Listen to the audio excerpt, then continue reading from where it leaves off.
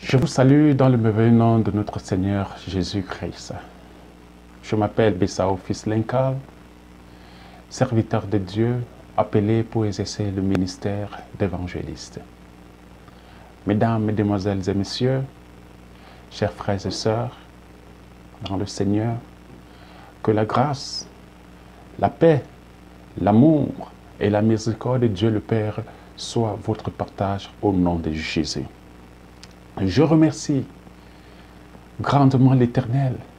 Je lui dis merci pour cet honneur qu'il me fait, pour ce privilège qu'il me donne, afin que, guidé par son Saint-Esprit, je puisse être de ceux-là qui contribuent à l'édification de son peuple. Non seulement cela, mais également il me donne le privilège d'être utilisé suivant ses desseins, afin que son royaume puisse grandir. La Bible nous dit dans 1 Thessaloniciens chapitre 5 verset 9 que car Dieu ne nous a pas destinés à la colère, mais à l'acquisition du salut. Et qui est à l'apôtre Pierre d'ajouter en disant ceci: il n'y a aucun nom sous le ciel parmi les hommes par lequel nous devions être sauvés.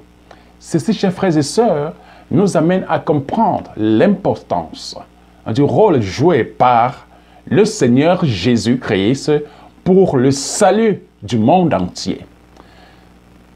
Ceci dit, j'ai trouvé opportun à ce que pour notre première rencontre d'études bibliques, nous puissions ensemble avoir un épilogue sur la personne de Jésus. Ceci dit, avant que je continue, remettons-nous entre les mains de l'Éternel. Père éternel, je te loue, je te bénis, je te rends des multiplications de grâces pour ce privilège que tu nous donnes à ce moment, que nous puissions être réunis pour écouter ta parole. Je t'en prie, je t'en supplie. Utilise, permets à ce que tout ce qui sort de ma bouche ne soit pas mien, mais qui vienne de toi. Et que cela puisse être accompagné de la puissance de ton Saint-Esprit. Je te présente parallèlement les cœurs qui écouteront ce message. Père éternel, permets à ce que ces cœurs qui étaient plongés dans les ténèbres puissent voir la lumière et que cette lumière les apporte le salut. Au nom merveilleux de ton Fils Jésus-Christ, notre Sauveur, notre Roi, je t'ai prié. Amen. Incident. Le logo fait chair et lumière pour nous. Pour pouvoir mieux comprendre de quoi est-ce qu'il est question, je nous invite à ouvrir nos Bibles dans le livre de Jean, Jean chapitre 1, et nous lirons les 5 premiers versets. Jean chapitre 1, versets 1 à 5. Au commencement était la parole. Et la parole était avec Dieu. Et la parole était Dieu. Elle était au commencement avec Dieu. Toutes choses ont été faites par elle. Et rien de ce qui n'a été fait, n'a été fait sans elle. En elle était la vie, et la vie était la lumière des hommes. La lumière, lui, dans les ténèbres, et les ténèbres ne l'ont point reçue. La lumière, lui, dans les ténèbres, et les ténèbres ne l'ont point reçue. Contrairement aux autres évangiles, où, au commencement, on a eu à présenter la personnalité physique de Jésus-Christ au travers de ça. Généalogie, au travers de la prédiction de sa naissance, au travers de son baptême. Jean, ici, lui qui est l'apôtre aimé de Jésus, nous présente le Seigneur comme étant l'incarnation de la parole de Dieu. En d'autres termes, il nous présente Jésus-Christ comme existant avant même que le monde ne fût. Il dit, Au commencement était la parole, et la parole était avec Dieu, et la parole était Dieu. Toutes choses ont été faites par elle. Et lorsqu'on lit ce verset, cela nous rappelle la Genèse. La Genèse où Dieu créa l'univers. Et il le fit non pas grâce à certains instruments qu'il avait sous sa main, il le fit non pas parce que quelqu'un d'autre lui avait donné quoi que ce soit, mais il utilisa à ce moment-là sa parole, la parole de Dieu. Et c'est cette parole-là qui, ici, Jean nous présente comme ayant été avec Dieu au début. Et lorsque nous regardons les 3 premiers versets, nous constatons que le mot parole apparaît sensiblement 6 fois. Bon, quand je dis 6 fois, il y a possibilité qu'on puisse également compter les pronoms qui représentent la parole. Ça revient 6 fois sensiblement. Et lorsque nous le constatons, nous comprenons l'importance qu'a la parole dans la vie de chacun d'entre nous, l'importance qu'a eu la parole dans la création de l'univers. Mais qu'est-ce que c'est qu'exactement la parole? Que représente la parole? Il est important pour nous de comprendre que la parole est un moyen de communication parlé qui est généralement utilisé par les hommes. Mais Dieu également l'a utilisé à plusieurs reprises dans la Bible. Il l'a utilisé au travers des prophéties, il l'a utilisé au travers des encouragements qu'il présentait à ses enfants, il l'a utilisé pour des avertissements également qu'il donnait à son peuple, mais la parole en elle-même, elle a une multitude de significations. Et cela est fonction de l'époque et des circonstances dans lesquelles cette parole-là est employée. Ceci dit, dans l'Ancien Testament, la parole veut dire d'abord, qui est une communication divine adressée aux hommes sous forme de prophétie, sous forme d'encouragement, comme je l'ai dit tantôt, ou alors sous forme d'avertissement. Cette même parole veut également dire la Torah, qui représente la loi. Ici, il s'agit du message que Dieu a donné à son peuple. À l'époque, cela avait été donné à Moïse, mais seulement, ce fut la seule fois où Dieu donna un message écrit. Et ce dernier était écrit sur des pierres. C'est cette parole-là que Dieu a utilisée, tout ce moment-là. Dans le Nouveau Testament, par contre, la parole a une autre signification. C'est une autre époque, évidemment. Et il est important de comprendre pour nous que lorsque Dieu s'adressait à son peuple, il utilisait cette parole-là. Et cette parole-là, il l'utilisait par moment. C'était une parole qui s'exerçait de façon continue. C'est-à-dire qu'il y avait des apparitions où Dieu venait et il se prononçait. Il venait et il donnait des instructions. Mais, vu le fait que ce statut-là n'a pas suffi pour que l'homme puisse rester en communication parfaite avec Dieu, puisque cela n'a pas suffi à aider l'homme à entendre de façon parfaite ce que Dieu voulait, Dieu prit donc pour décision faire de cette parole qui a été avec lui au commencement, cette parole qu'il a utilisée pour la formation de l'univers et tout ce qui s'y trouve, il prit pour décision l'incarner en chair. Ainsi donc, en l'incarnant en chair, cette parole revient dans le monde en tant que personne. Et cette personne-là, c'est Jésus. Jésus qui donne la vie. Et lorsque cette parole est donc arrivée, nous nous sommes retrouvés à une autre époque. Et là, alors, que devient la parole? La parole, en ce moment, a deux significations. La première, qui est, je vais dire, Réma. Le Réma qui est la parole révélée par Dieu en Christ. Et le deuxième terme utilisé pour décrire la parole, c'est le Réma. le Logos, autant pour moi. C'est par celui-là qu'on a dû commencer. Mais je termine par lui. Le Logos, quant à lui, c'est le message de l'évangile chrétien. Le message de la bonne nouvelle. Quand Jésus est arrivé, il s'est présenté en Logos pour annoncer ce message de la bonne nouvelle. Et bien après, cette bonne nouvelle a commencé par être révélée au monde. Dans le contexte, dans le passage que nous avons lu, plus précisément dans le livre de Jean, chapitre 1, ici, la parole représente le Logos. Ici, il utilise le Logos, non pas dans un sens stoïcien, c'est-à-dire un sens qui est beaucoup plus lié à ce monde, mais il l'utilise dans un sens juif, où le Logos représente la sagesse divine qui créa tout l'univers et tout ce qui s'y trouve. La sagesse divine qui créa l'univers et tout ce qui s'y trouve, c'est cette parole-là. C'est elle qui est cette sagesse de l'univers. Cette sagesse qui créa tout l'univers. Cette sagesse qui a été utilisée par Dieu. Et pour comprendre cela, j'aimerais que nous ouvrons nos Bibles et que nous lisons également dans le livre, au Proverbe chapitre 8. L'Éternel m'a créé la première de ses œuvres, avant ses œuvres les plus anciennes. L'Éternel m'a créé la première de ses œuvres, avant ses œuvres les plus anciennes. J'ai été établi depuis l'éternité, dès le commencement, avant l'origine de la terre.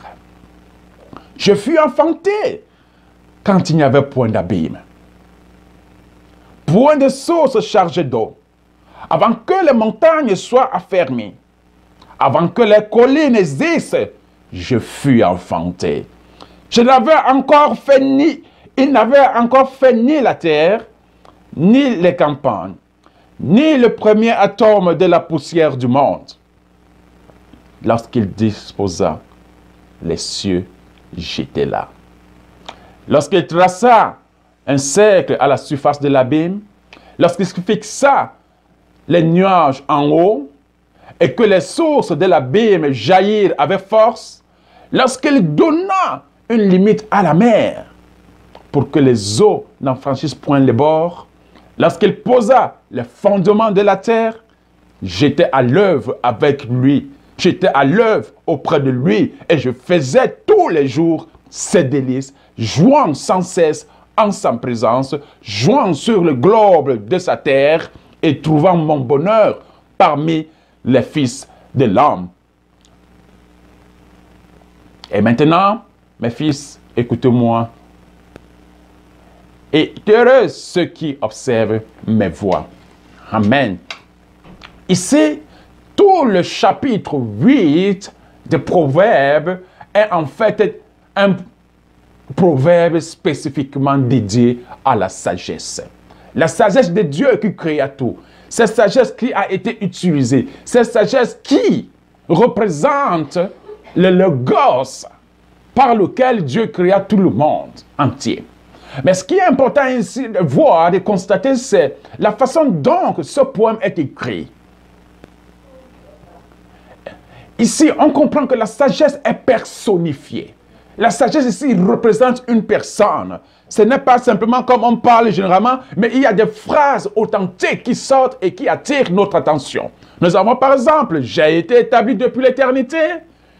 Je fus enfanté, autant pour moi. J'étais à l'œuvre auprès de lui. Je faisais tous les jours ses délices. Tout cela, simplement pour nous amener à comprendre qu'il n'était pas question uniquement de parole. Qu'il n'était pas seulement question de sagesse qui existait avant que le monde ne fût, mais qu'il s'agissait du Logos qui, à cette époque-là, devint chair. Parce que Dieu nous aime. Parce que Dieu nous aime. Et il voudrait que sa parole puisse exister à jamais à nos côtés. Alors, ça c'est Jésus-là qui a été fait chair et lumière pour nous. Il a été fait chair et lumière pour nous. Nous donnons ainsi la possibilité d'être réconciliés avec le Père. Voilà la raison pour laquelle il dit, toutes choses ont été faites par elle, et rien de ce qui n'a été fait sans elle. En elle, amen, en elle était la vie, et la vie était la lumière des hommes. En elle était la vie, et la vie était la lumière des hommes. Jésus est venu. Lui-même parole, et porteur de cette parole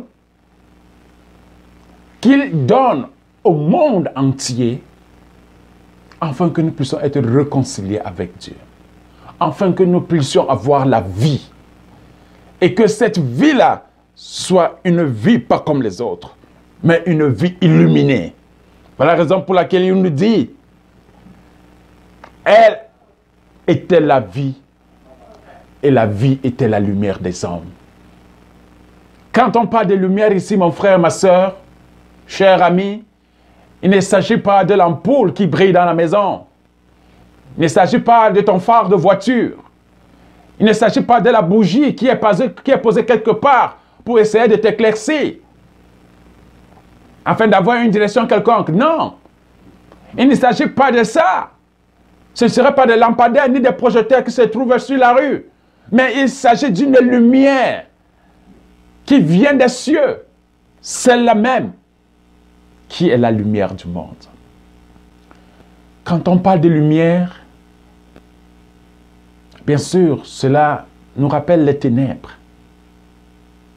Mais cette lumière qui est Jésus est arrivée dans ce monde, porteur d'une force, d'une puissance que nul ne peut atténuer.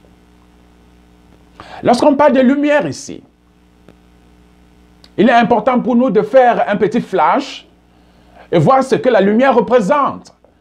Non pas selon le monde, mais selon la Bible. Et lorsque nous regardons la Bible, nous voyons également que cette lumière-là, elle a existé d'ailleurs même dès le commencement, à la création. Et nous voyons également que Dieu s'était manifesté par cette lumière au travers de ses choisis. Il s'était manifesté au travers de la lumière. C'est ce dont dit. La lumière était une façon pour Dieu de démontrer sa présence effective. Une présence accompagnée de puissance. Et cela, nous l'avons vu à plusieurs reprises dans la Bible. Ceci dit, nous avons des exemples comme par exemple cette manifestation extraordinaire de la lumière qui avait pris effet lorsque Dieu fit alliance avec Abraham. Il eut une colonne de flammes qui passa entre les animaux. Ça, c'était pour sceller l'alliance avec Dieu. L'alliance entre Dieu et Abraham. Dieu manifesta sa présence par la lumière. Une fois de plus, il manifesta sa présence lorsqu'il appela Moïse sur le buisson ardent. C'était Dieu, une fois de plus, qui s'est trouvé là. Il manifesta une fois de plus la lumière, sa présence au travers de la lumière, lorsqu'il conduisit son peuple de Stockholm jusqu'à l'entrée de Canaan, où chaque fois, chaque jour, il y avait cette colonne de feu qui les guidait. C'était la lumière. Et ça, c'était Dieu. Cette lumière-là, elle est la même qui est venue aujourd'hui dans le monde. Et cette lumière-là, sa venue fut annoncée par des prophètes. Elle a été annoncée dans tout l'Ancien Testament. Et voilà pour laquelle le prophète Ésaïe dit,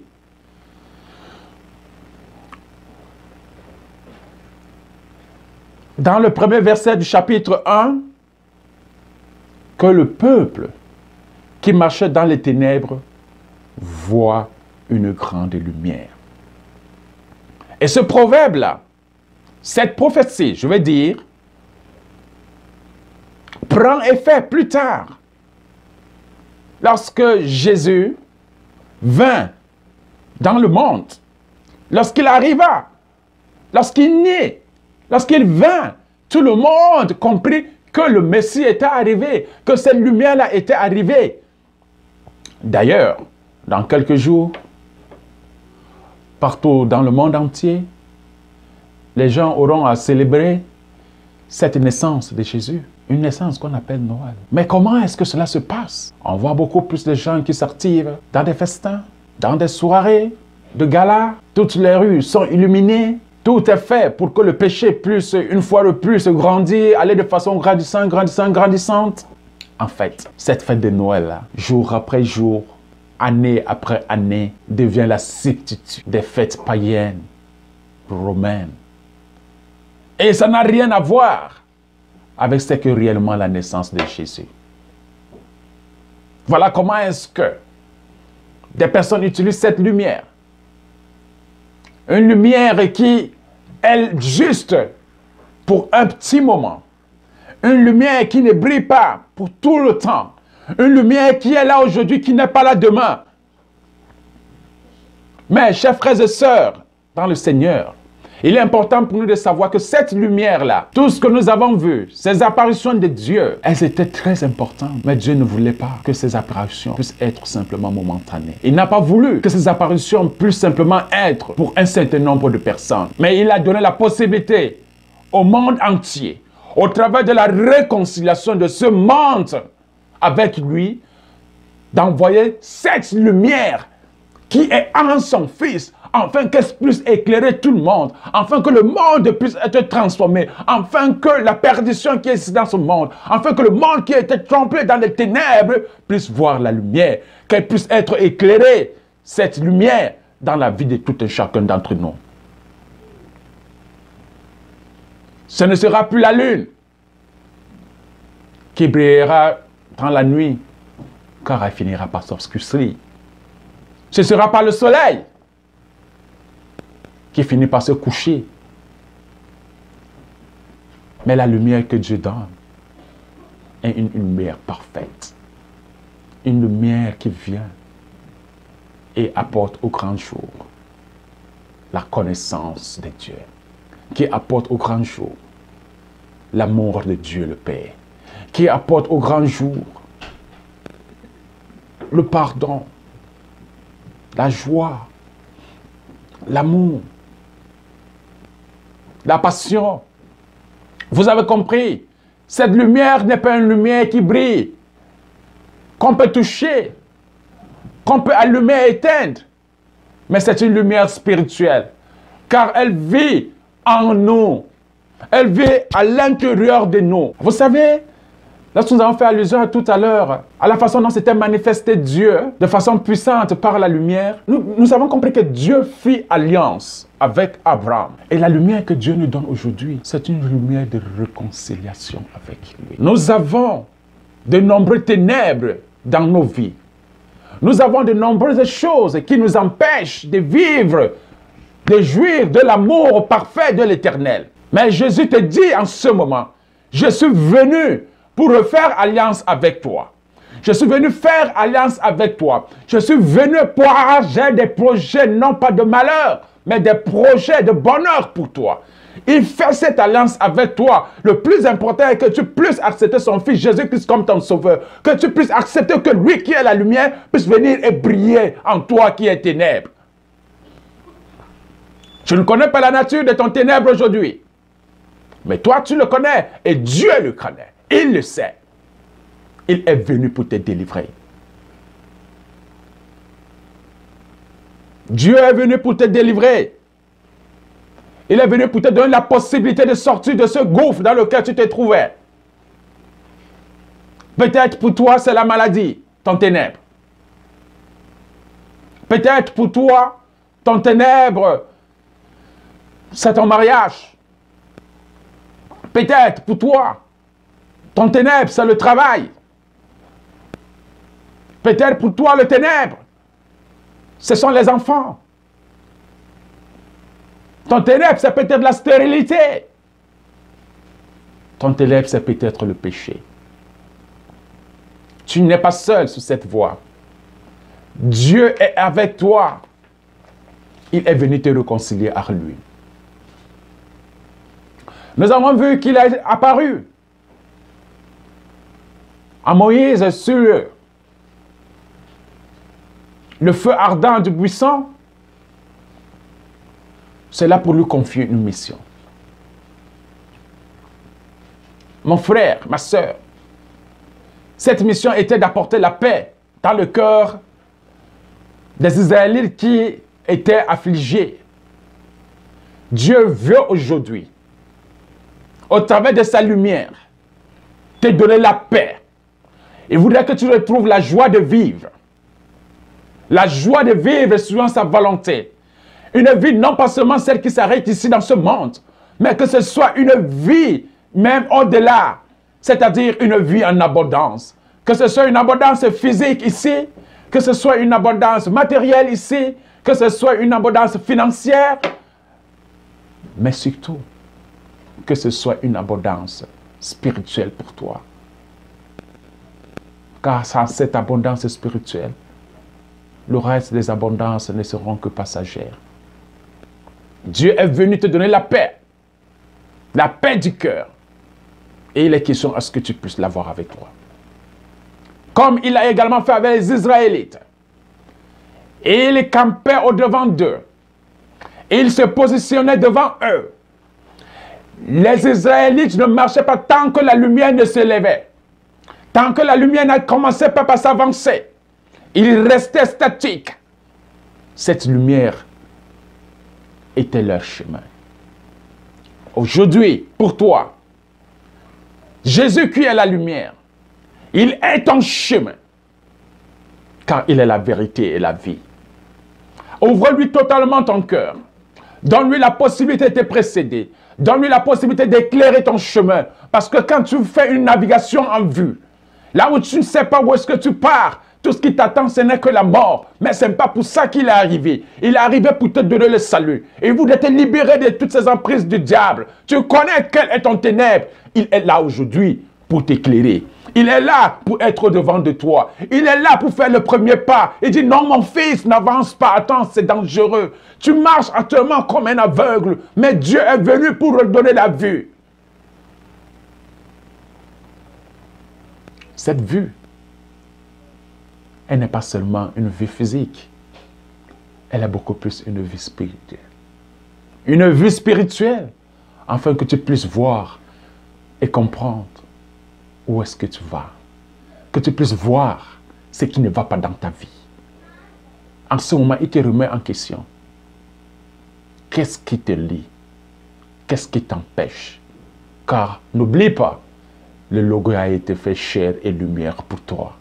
Le logo a été fait chair et lumière pour toi, afin que tu puisses vivre longtemps et heureux sur la terre, car Jésus est merveilleux. Nul n'est comme lui. Dieu est merveilleux. Il nous dit, la Bible nous dit dans Jean 8, 12, Jésus dit, je suis la lumière du monde.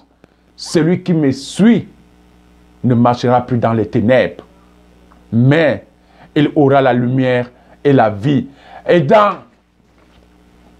Ésaïe 60, le prophète dit, lève-toi, toi qui m'écoutes en ce moment, toi à qui l'Éternel parle en ce moment, ceci est pour toi ton message prophétique, dont l'Éternel est en train de s'adresser à toi.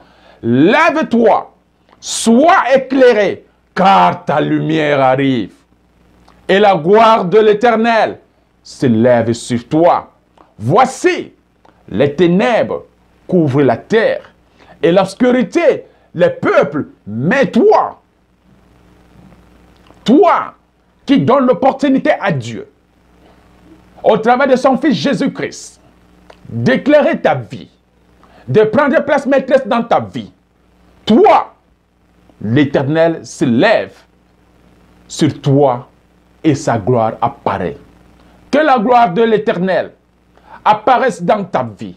Que la gloire de l'Éternel apparaisse dans toutes tes entreprises. Que la gloire de l'Éternel te donne la possibilité de jouir de son amour éternel.